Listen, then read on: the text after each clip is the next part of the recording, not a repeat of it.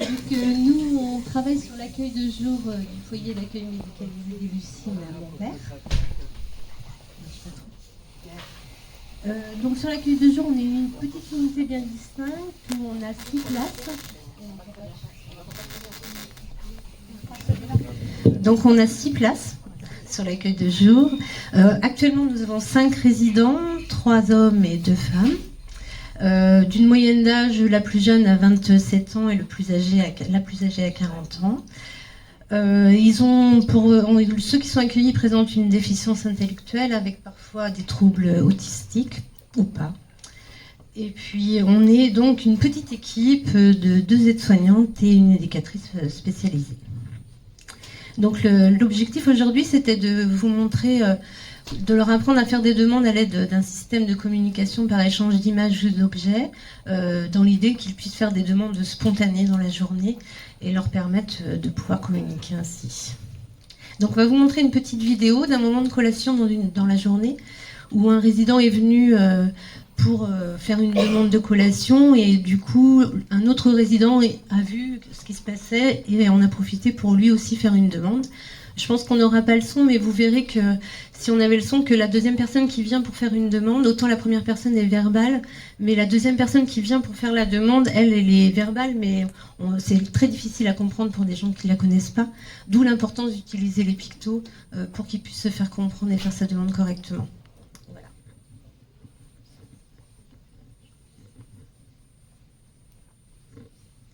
Donc Johan, il fait des demandes par échange d'images plusieurs temps dans la journée en fonction de ce qu'il a envie. Il y a beaucoup d'alimentaire, mais pas que. Et donc derrière, on a Lucas qui est là-bas et qui lui voit ce qui se passe et se dit tiens, j'aimerais bien moi aussi manger un petit truc. Donc il commence à verbaliser pour demander ce qu'il a envie. Simplement, on fait semblant de ne pas comprendre. Et pour finir, il va aller chercher son moyen de communication lui aussi et son classeur d'échange d'images pour pouvoir avoir lui aussi. Alors on partage un peu, là c'était une banane, on la coupe en plusieurs morceaux pour, dans l'idée qu'il fasse plusieurs demandes.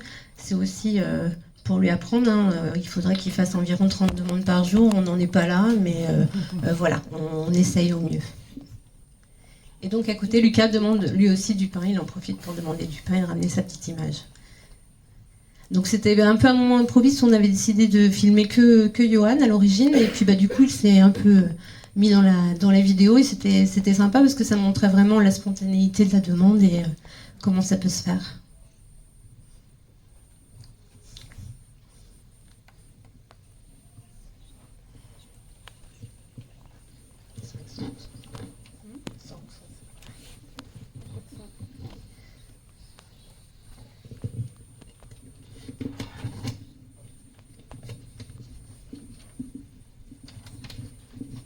Puis après, du coup, ils en profitent pour demander différentes choses. Tant qu'on y est, il faut profiter. Donc, banane, clémentine, gâteau, pain.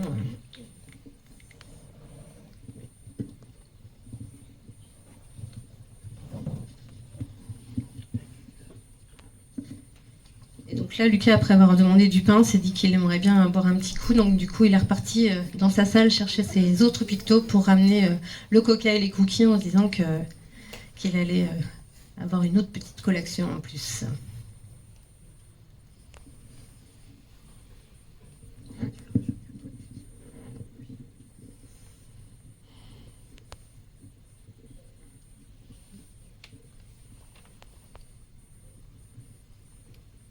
Ça permet aussi d'avoir des moments d'échange, ce qui n'est pas toujours évident sur nos maisons, d'avoir des échanges entre résidents. Donc c'est aussi des moments importants. Vas-y, tu peux passer l'autre. Voilà, ça. Bonjour, on a souvent essayé, on a aussi beaucoup tâtonné. En tâtonnant, on a essayé, en tout cas, ce qui a fonctionné pour ces 5 personnes, c'est d'avoir une démarche. Donc la démarche a été d'observer comment ils communiquaient, ces personnes tous non-verbales. Là, il y a un tableau où on voit qu'est-ce que la personne dit ou fait, où et avec qui a-t-elle communiqué. la forme de la communication, comment a-t-elle communiqué, et la fonction de la communication. C'est-à-dire que où et avec qui elle communique, on a eu des résidents qui ont communiqué parfois quand nous, on était dans la cuisine. C'était le cas de Johan. On s'est aperçu que quand on préparait le repas, quand on s'affairait dans la cuisine, il ne nous demandait qu'à ce moment-là. On a eu une autre personne qui nous demandait quelque chose que quand on était dans le couloir. Et puis une autre personne que quand on était dans notre bureau. Ça a permis d'identifier à quel endroit ils nous interpellaient à leur façon. La forme, des fois, c'était de l'atout. Ils toussaient. Pour certains, c'était nous tirer le bras. Voilà. Donc ça, c'était vraiment la forme. Comment la personne elle nous communique. Et comme on les connaît bien, pourquoi, c'était quoi la fonction de cette communication? Donc parfois, c'était pour nous donner de la musique, du pain ou autre chose. Et à travers ça, on n'a pas changé le contexte, hein, c'est-à-dire à quel endroit elle communique cette personne, et on n'a pas changé la fonction, c'est-à-dire si on vous demande du pain, oui, on en a profité qu'ils nous demandent du pain, en fin de compte. Donc les classeurs de communication, on les a mis en place à l'endroit exact où ils nous demandaient, et on a mis les images sur ce support-là, pour qu'il n'y ait que la forme de cette communication qui change. C'est qu'au lieu de nous agripper, au lieu de tousser, au lieu de vocaliser, on va essayer de leur apprendre à nous faire une demande par une image. Et que cette image soit compréhensible par plus grand nombre, en fin de compte. Hein. Donc là, vous avez dans un couloir, hein, il y avait une personne qui nous demandait dans le couloir. Donc voilà, donc c'est des demandes de musique et de café pour cette personne. Et là, on a une petite vidéo, logiquement.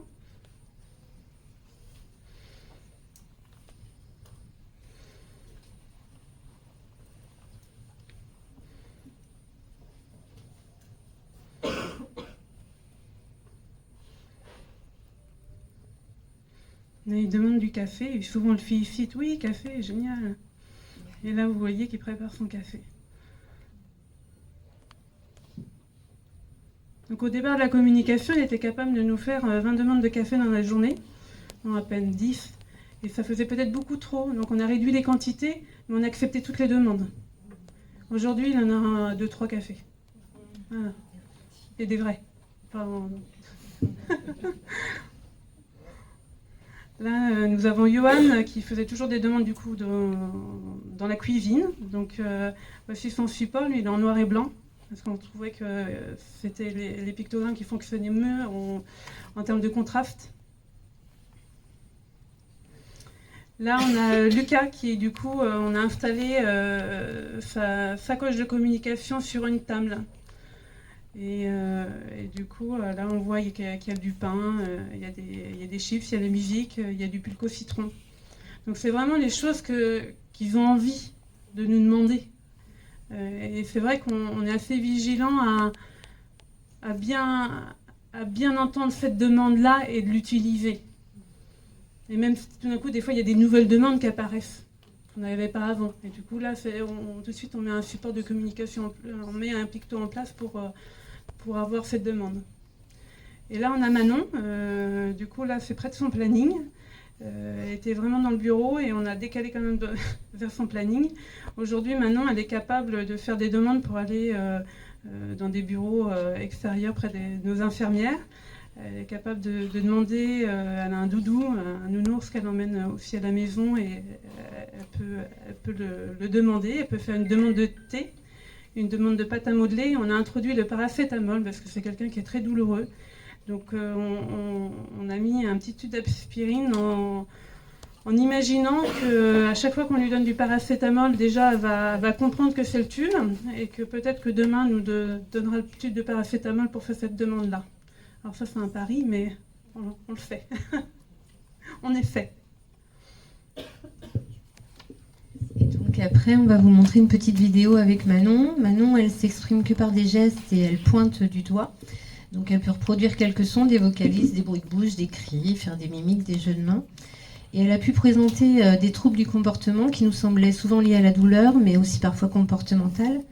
Donc on lui a fait bénéficier d'un profil sensoriel et donc un apprentissage à une communication fonctionnelle comme le PEX qu'on va vous montrer. Alors, c'est pareil, on n'aura pas le son, mais Manon, elle aime manipuler les petites shoebox. On a pas mal de shoebox sur l'accueil de jour. Donc elle tend sa main pour pouvoir demander un pion. Et donc le partenaire de communication incite en montrant le pion. Et Lucie qui est derrière, qui pour l'instant c'est l'apprentissage, va la guider pour qu'elle puisse prendre son image et la donner à Auréline pour qu'elle puisse avoir le jeton. Donc là. Donc Manon, pareil, là elle prend, elle tend, et elle lâche l'image seule. Et Manon, elle sait, alors ça c'était les débuts quand elle a commencé, mais désormais elle va chercher son image toute seule sur son classeur de communication. Soit elle l'emmène avec elle le classeur, soit elle le laisse là où il est, puis elle prend juste l'image qu'elle a besoin. Et elle est capable de nous donner les images ou de nous les pointer pour nous montrer ce qu'elle a envie. Donc ça c'est plutôt une belle réussite.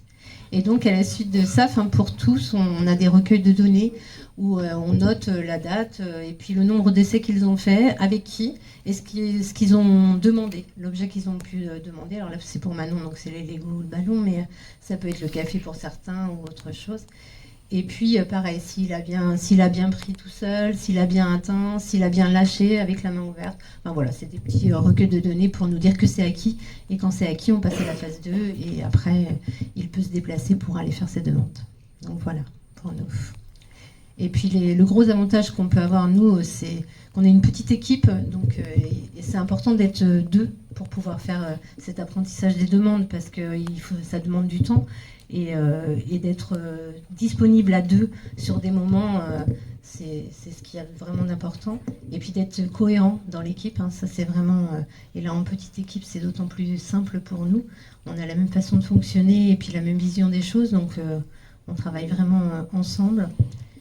Et puis après, il reste les besoins de formation. Les besoins de formation, on se forme. Alors Auréline se forme beaucoup... par elle-même, ce qui est très très bien. Et puis du coup, elle nous forme, elle nous auto-forme. Donc on se forme comme ça. Voilà, on regarde des vidéos, on essaye d'apprendre, on voit des choses, et puis du coup, on tente avec les moyens qu'on a, et puis on fait comme on peut. On essaye. En effet. En tout cas, on sait qu'un outil de communication ne doit pas être coûteux en énergie. C'est-à-dire qu'il ne faut pas que ça leur demande trop d'énergie. Et c'est vrai que parfois on les met on peut les mettre en échec sans le vouloir, hein, mais tourner une page, des fois c'est compliqué. Donc il faut simplifier pour que ce soit facile. Après oui, c'est coûteux en temps. Pour Manon, quand même, en une semaine, elle avait compris qu'elle pouvait changer une image pour faire une demande. Donc ça nous a pris peut-être d'être à deux, on a laissé 4 autres personnes derrière, c'est vrai, pendant 15 minutes. Qu'est-ce qu'ils font ? Bon, écoutez. mais en tout cas, en une semaine, elle a acquis. Et c'est vrai que des fois, on lâche tout, on lâche tout ce qu'on faisait, parce que la personne va faire une demande, elle va passer un peu sur du verbal, et puis on voit que ça se passe, et non, on va accompagner la personne, on va être le deuxième... Elle va quitter peut-être ce qu'il était en train de faire et va accompagner la personne jusqu'à son pictogramme, le prendre et le donner à son collègue.